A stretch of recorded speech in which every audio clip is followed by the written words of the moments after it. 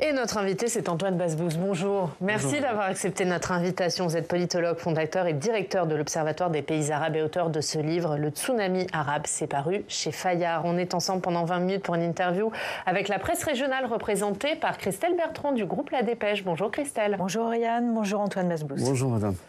Monsieur Basbous, Benyamin Netanyahou a répété hier « pas de cessez-le-feu sans libération des otages ». Est-ce qu'on va vers un conflit qui dure ?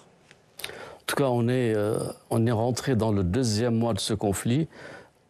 Rien n'a été résolu. Les morts se comptent par milliers.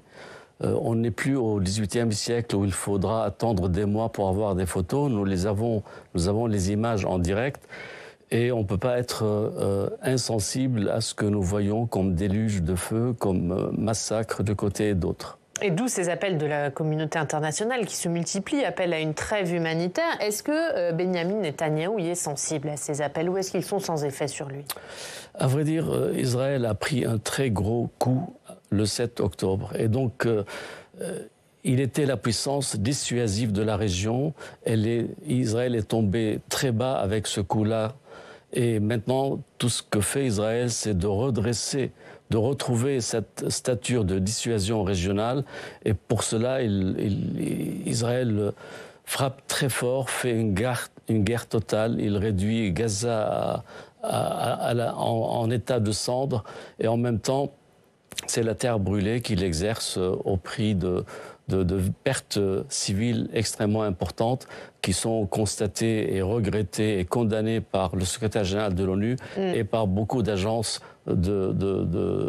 internationales. Ce que vous voulez dire, c'est que les appels à la paix qui émanent partout du monde entier ne sont pas entendus et ne sont pas audibles aujourd'hui ? Non, ils ne sont pas entendus. Il y a plusieurs agendas à Israël. D'abord, retrouver sa stature de puissance régionale incontestée, incontestable. Aussi, il y a un agenda intérieur en Israël, c'est-à-dire Netanyahou qui a régné sur le pays depuis 2009 presque sans discontinuer, avec un épisode à la fin des années 90. Eh bien, aujourd'hui, il doit rendre des comptes sur ce qui est arrivé et sur le désastre du 7 octobre. Donc, il veut prolonger, dépasser, et peut-être il y a des objectifs stratégiques, voire messianiques, de pousser les Palestiniens de Gaza vers l'Égypte, vers le Sinaï, pour s'en débarrasser en quelque sorte et nettoyer cette bande de sorte qu'il n'y ait plus de Palestiniens à Gaza. Est-ce que vous diriez aujourd'hui que Benjamin Netanyahou est fragilisé en Israël ou pas du tout ? Évidemment, il suffit de regarder les sondages. Il est tombé très bas et d'un côté et de l'autre, lui-même reconnaît qu'il va y avoir une commission d'enquête et qu'il va avoir des comptes à rendre. Ouais. Évidemment, Israël est une démocratie pour les Juifs, entre les Juifs, et cette démocratie, à chaque fois, a constitué des commissions d'enquête et des commissions d'enquête qui ne plaisantaient pas. Les dirigeants ont dû payer les erreurs qu'ils ont commises. Quelles conséquences cela pourrait avoir en Israël, cette fragilisation de Benjamin Netanyahou ? Sa crédibilité est entamée. Et parler aujourd'hui de l'avenir de Gaza après la destruction de Gaza par quelqu'un qui n'est pas censé rester là, donc c'est une question qui se pose. Oui, quand il dit, juste en parlant de l'avenir de Gaza, il dit Israël assumera pour une durée indéterminée la responsabilité générale de la sécurité dans la bande de Gaza. Comment il faut comprendre cette déclaration ? C'est, je pense, de la rhétorique et de la politique intérieure. D'ailleurs, il a été aussitôt contredit par le parrain américain qui ne tolère pas ceci, qui ne veut pas cautionner ce retour de l'occupation israélienne à Gaza, parce que en faisant cela, Netanyahou détruit 45 années de pacification, de normalisation avec une dizaine de pays arabes. Il y avait une dynamique que l'Iran et le Hamas ont cassée. Et aujourd'hui, ces pays-là ne peuvent pas s'afficher aux côtés d'Israël, ne peuvent pas s'afficher aux côtés des États-Unis. Et d'ailleurs, les États-Unis sont en train de perdre son influence, y compris dans ces pays alliés. Donc, on va en parler, mais pour vous, pour Benyamin Netanyahou, ça voulait dire réoccuper Gaza ? C'est ce qu'il a dit, et il a été contredit autant par la Maison-Blanche que par certains de ses ministres. Donc il n'y a pas consensus. Il n'y a pas consensus en Israël, et les Américains restent tout de même extrêmement frileux.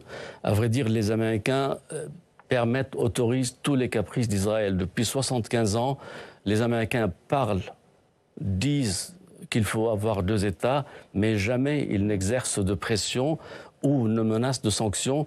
Et quand Barack Obama l'avait fait lors de son premier mandat, en disant « si vous continuez la colonisation de la Cisjordanie, j'arrête le financement », eh bien, Netanyahou l'a défié au Congrès dans un discours de 47 minutes où il a été applaudi debout par les congressmen 48 fois. Donc, c'est Israël qui dirige en quelque sorte la politique américaine. Comment vous expliquez cette faiblesse des Américains face à Israël? Ils n'ont pas la volonté de tordre le bras à Israël.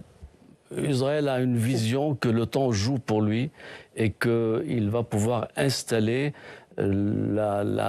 comment dirais-je, purification en quelque sorte entre le Jourdain et la Méditerranée, qu'il y ait une domination israélienne.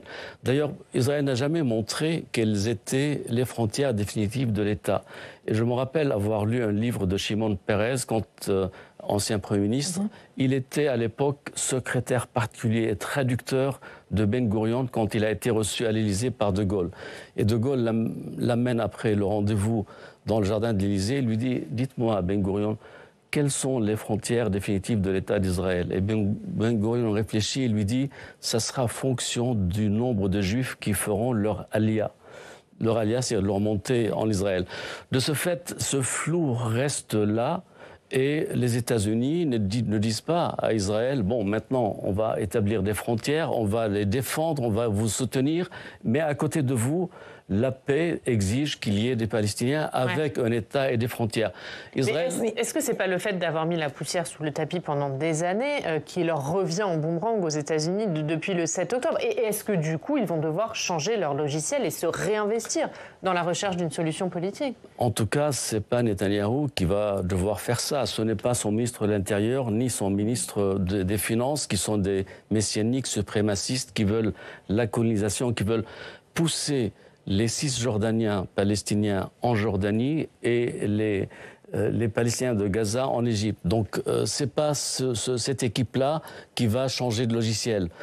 En revanche, quand on regarde le passé, Israël avait chassé l'OLP de Beyrouth. Arafat, rappelez-vous, en 82, a dû quitter Beyrouth avec ses forces. Eh bien, ils ont rebondi ailleurs. Il y a eu après Oslo, il y a eu après le retour d'Arafat à Gaza, puis en Cisjordanie.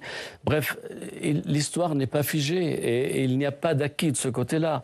Il va falloir chercher la paix. Je pense que les Israéliens seront plus heureux de ne pas entendre les sirènes tous les jours et aller descendre aux abris qu'avec des voisins avec lesquels ils sont en paix et tout le monde se retrouve comme de bons voisinages. Quelle équipe alors pour chercher la paix? Et est-ce que ce n'est pas une vue de l'esprit, cette solution à 2 États? Il y a 500 000 colons en Cisjordanie. Est-ce qu'il y en a d'autres solutions? Il n'y en a pas d'autres à mon avis, parce que les Palestiniens ne vont pas abandonner. Ils ont subi énormément de claques, de défaites, de combats perdus, mais on les voit aujourd'hui toujours en train de rebondir. Donc s'il faut trouver une paix, la paix passe par l'établissement de 2 États. À court terme, Dominique de Villepin a assuré hier qu'il fallait mettre en place une administration temporaire internationale sous l'égide de l'ONU sur la bande de Gaza afin de démilitariser Gaza. Est-ce que ça peut être une solution envisageable ? Pourquoi pas? Mais l'ONU a toujours été molle. On voit de l'autre côté de la frontière la résolution 1701 et la FINUL qui est entre les 2 pays. La FINUL n'a jamais empêché la militarisation du Sud-Liban par le Hezbollah qui détient près de 200 000 missiles et qui tous les jours a commis un coup d'État au Liban. Il a pris le Liban en otage et c'est lui qui s'installe à la frontière à la place de l'armée libanaise. Ouais. Donc, la FINUL, c'est la force internationale des Nations Unies au Liban. Donc les solutions onusiennes restent molles, restent faibles, mais il va falloir trouver une solution qui passe par les États-Unis ou les Nations Unies de sorte à... Mais est-ce que là, depuis le début du conflit, l'ONU ne fait pas la démonstration de sa faiblesse ? L'ONU a eu le courage de parler. Le secrétaire général des Nations Unies, Guterres, a dit et redit des choses extrêmement fortes qui ont déplu à Israël. Les agences de l'ONU ont également exprimé leur désapprobation. Évidemment, quand la communauté internationale est divisée, l'ONU reflète ces divisions et du coup, incarne la faiblesse. Sauf que sur le plan moral, l'ONU n'a pas failli, alors qu'elle n'a pas la capacité d'être conséquente avec elle-même. Sur un dernier mot sur les États-Unis, parce qu'Anthony Blinken était en tournée dans la région ces quelques jours, le secrétaire d'État américain, notamment pour faire pression sur Israël, pour protéger les civils palestiniens. Est-ce qu'il a les moyens de faire pression là-dessus ? S'il y a la volonté, il y a les moyens. Sauf que les Américains ne sont pas très crédibles par rapport à Israël. Ils lui passent tous les caprices. Ils sont plus crédibles par rapport aux Arabes parce qu'ils ont beaucoup reculé. Rappelez-vous la Somalie, rappelez-vous Beyrouth en 1983, ils se sont retirés, la France aussi, après avoir subi de lourdes pertes. Rappelez-vous plus récemment l'échec de la guerre en Irak, l'échec du conflit en Afghanistan et surtout le retrait humiliant de l'armée américaine d'Afghanistan. Ça fait 2 ans que ça s'est passé. Donc tout ça fait que les Américains n'ont plus la crédibilité ni auprès d'Israël, qui les mènent par le bout du nez, ni auprès des Arabes qui ont bien compris qu'ils ne seront jamais la puissance. Les Américains sont sur le retrait dans cette région du monde. Ils n'ont pas envie de se défendre. D'ailleurs, à une certaine époque, les États-Unis s'approvisionnaient en pétrole de la région. Aujourd'hui, les États-Unis sont le premier exportateur de pétrole grâce au pétrole et au gaz de schiste. Donc de ce fait, ils se sentent beaucoup plus indépendants par rapport à la région. Leur centre d'intérêt était la Chine, l'Asie, puis avec la guerre en Ukraine, de contenir la poussée russe. Maintenant, ce conflit qui arrive réveille un peu les Américains, mais ils n'ont pas la crédibilité pour être respectés en Israël et craints dans les pays arabes. Justement, face à ce recul américain, quel est le rôle de la Russie aujourd'hui dans ce conflit ? On en parle peu. Est-ce qu'il y a un rôle de Vladimir Poutine dans ce conflit ? On présume qu'il n'est pas loin de la décision de l'Iran qui a planté des proxys autour d'Israël et qui manage un peu ces proxys, qui est le chef d'orchestre. D'autant plus que l'Iran, c'est l'Iran qui fournit les drones et les missiles à la Russie. Ils sont extrêmement proches en ce moment, ils sont alliés, ils sont déployés côte à côte en Syrie et ils s'entendent bien. Donc ça soulage Vladimir Poutine en Ukraine, ça déplace le front du conflit international au Levant et pour lui c'est tout bénéfice en quelque sorte. Justement, sur le rôle des pays dans la région, Hassan Nasrallah, le chef du Hezbollah, a pris la parole vendredi dernier pour la première fois depuis le début du conflit. Ce discours, il était présenté comme un possible tournant dans le conflit. Or, il a écarté l'option d'une guerre totale contre Israël, pas d'ultimatum non plus. Comment il faut comprendre ce discours du chef du Hezbollah ? Le chef du Hezbollah est un soldat dans l'armée de Wali al-Faqih. C'est lui qui le dit et qui le répète. Le Wali al-Faqih, c'est l'ayatollah Khamenei en Iran. Et dans le bureau de Nasrallah, il y a 2 portraits au-dessus de sa tête, de son bureau, celle de Khomeini et le portrait de Khamenei. Donc 2 portraits. Donc c'est un pion dans la stratégie iranienne. C'est un préfet... Le chef suprême et le président iranien. C'est un préfet, en quelque sorte, iranien dans la colonie libanaise. Donc il agit selon les instructions de Téhéran. Alors, il a des acquis énormes au Liban, le Hezbollah. Il a conquis ce pays, c'est une colonie iranienne. Il gère tout, la politique, l'administration, les finances. l'armée. Voilà, il a un pays et surtout, il a une république narco maintenant qui exporte le Captagon, la drogue dure de synthèse qui rapporte énormément d'argent. Donc il n'a pas envie de perdre ce statut et de perdre cette colonie en s'affrontant directement à Israël. Mais le jour où les instructions de Téhéran arrivent, il faut y aller, il ne pourra pas reculer. Ça veut dire qu'il ne pourra pas reculer. Ça veut dire que si Téhéran dit on fait la guerre contre Israël, le Hezbollah ira en guerre. Évidemment. Et maintenant, il y a un glissement. Il y a un glissement progressif dans cette escalade vers la guerre. Si Israël est assuré d'un succès à Gaza, à ce moment-là, il peut se retourner vers le Hezbollah, contre le Hezbollah, et détruire ses forces sans s'engager dans une guerre terrestre au Liban qui ne lui a jamais réussi. Mais comment le discours de Nasrallah il a été perçu dans le monde arabe? Il y avait une certaine inquiétude en attendant ce discours. Est-ce que ça a été un soulagement? Il y avait beaucoup d'attentes. Les Palestiniens s'attendaient à ce que Nasrallah déclare la guerre, parce que l'unité des fronts qui a été défendue par Nasrallah contre l'ennemi sioniste, qu'il a qualifié, décrit comme étant fragile, comme une toile d'araignée. Et puis du coup, il n'a rien décrété. Il a félicité les Yéménites qui sont à 1700 km d'Israël d'avoir lancé quelques drones qui ne sont jamais arrivés, alors que lui, il suffit de faire 2 pas pour traverser la frontière et envoyer ses troupes en Israël. Donc il y avait beaucoup d'hypocrisie qui a été décrite ainsi par des dirigeants palestiniens et beaucoup de déception dans l'axe de la résistance auquel il appartient et dont il est l'un des idéologues en quelque sorte. Vous diriez qu'on a évité un embrasement général de la région, à court terme au moins? Non, on n'est pas dans l'embrasement général, mais on n'est pas non plus dans la paix. Il y a la guerre à Gaza, il y a les affrontements en Cisjordanie. On est à peu près à 140 morts depuis le 7 octobre de Cisjordaniens palestiniens qui sont tués soit par des colons protégés par l'armée, soit par l'armée directement israélienne. Et il y a le front du Liban. Au Liban, le Hezbollah a perdu jusque-là plus de 60 miliciens, plus les civils qui sont morts. Du côté d'Israël, il y a quelques personnes, soldats ou civils qui sont également morts. La guerre, on glisse en quelque sorte vers un embrasement de plus en plus fort. Ça veut dire que de ce discours de Nasrallah, il ne faut pas comprendre que l'Iran n'a pas envie d'un conflit généralisé?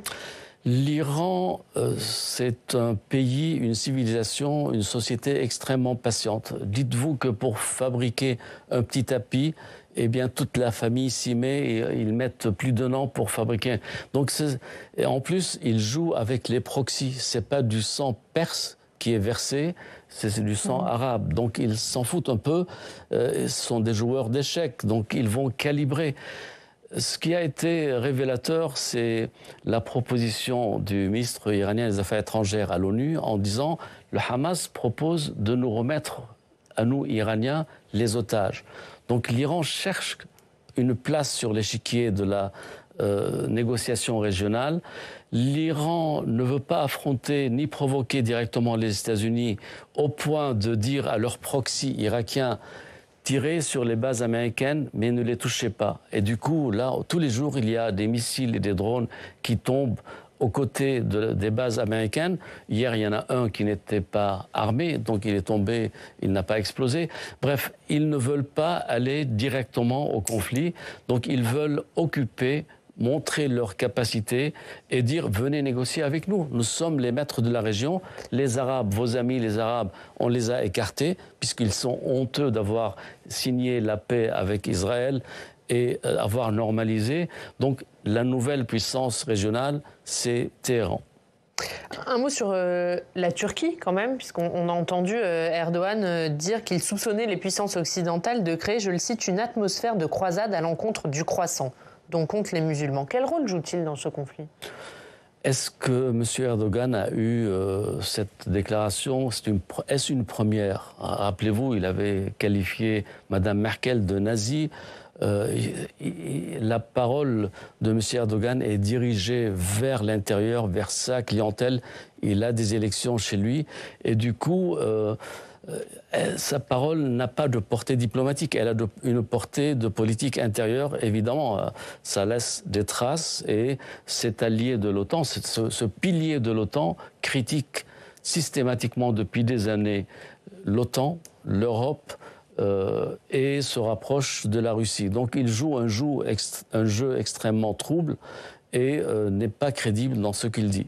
Vous ne diriez pas quand même que ce conflit est en train d'accélérer la polarisation du monde entre monde occidental et le reste du monde ? Est-ce qu'il n'y a pas un clivage important qui est en train de se créer autour de ce conflit ? Oui, il a été créé d'abord à cause ou à l'occasion de la guerre en Ukraine. Donc il y a le Sud global qui s'organise et qui isole en quelque sorte les ex-puissances occidentales. Effectivement, ce conflit-là vient accélérer ce mouvement et démontrer que cette tendance, cette dynamique s'installe dans la durée.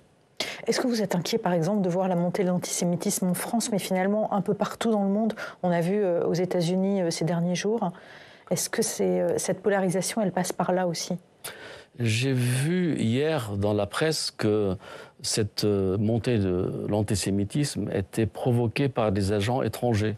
J'ai lu dans la presse, je ne sais pas si c'est vrai, la justice n'a pas parlé encore, qu'il y a 2 couples de Russes qui s'étaient manifestés pour taguer, pour pousser cet antisémitisme. Si c'est le cas, eh bien on verrait bien à ce moment-là que c'est une situation de provocation à la haine que les agents d'une puissance étrangère sont en train d'installer en France pour l'exploiter. Qu'en est-il dans le monde arabe de cette montée qu'on voit dans nos pays occidentaux, l'antisémitisme ? Est-ce que c'est la même chose ? Ça ne leur parle pas parce qu'ils ont d'autres chats à fouetter. Ils sont préoccupés par leur propre sort et par le sort de leurs amis ou proches à Gaza.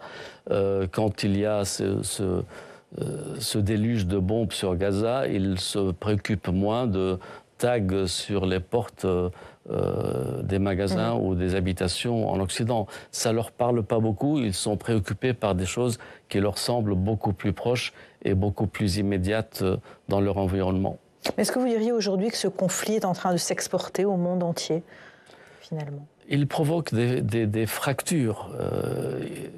J'ai vu qu'il y a des diplomates, des hauts fonctionnaires américains qui ont démissionné parce qu'ils n'ont pas approuvé la politique de leur gouvernement. Généralement, les diplomates ne vont pas jusqu'à la démission. Donc ça crée une crispation à tous les niveaux, dans tous les pays. Effectivement, quand on voit ce qui se passe, on ne peut pas rester indifférent.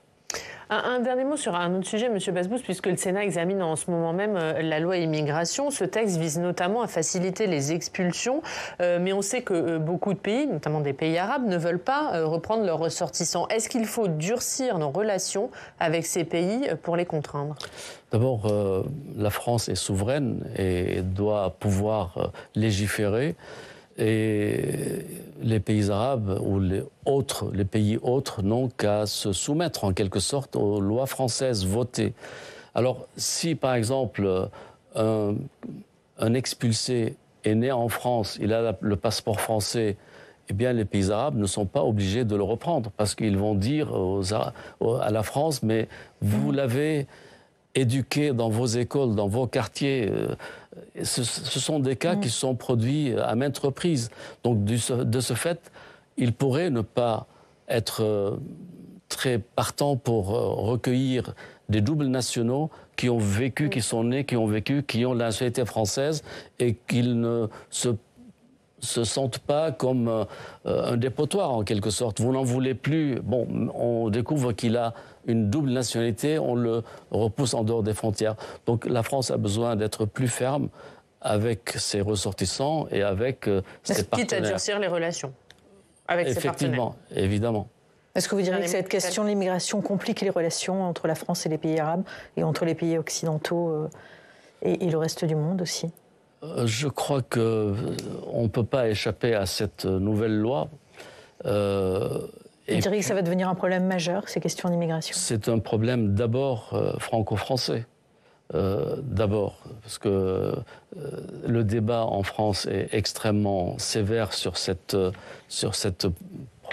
problématique. Et puis, une fois que la loi aura été votée, il va falloir l'appliquer de façon ferme et entière. Merci Antoine Basbous, merci beaucoup d'avoir été notre invité ce matin. On remonte votre livre, Le Tsunami arabe, c'est paru chez Fayard. Merci d'avoir été avec nous. La une de la dépêche, Christelle, tout autre sujet, c'est le procès Jubilard. Ouais. L'heure de vérité, puisque le parquet vient de demander le renvoi de cet Jubilard devant la cour d'assises. Merci beaucoup Christelle, merci Monsieur Basbous. On passe au Club des Territoires.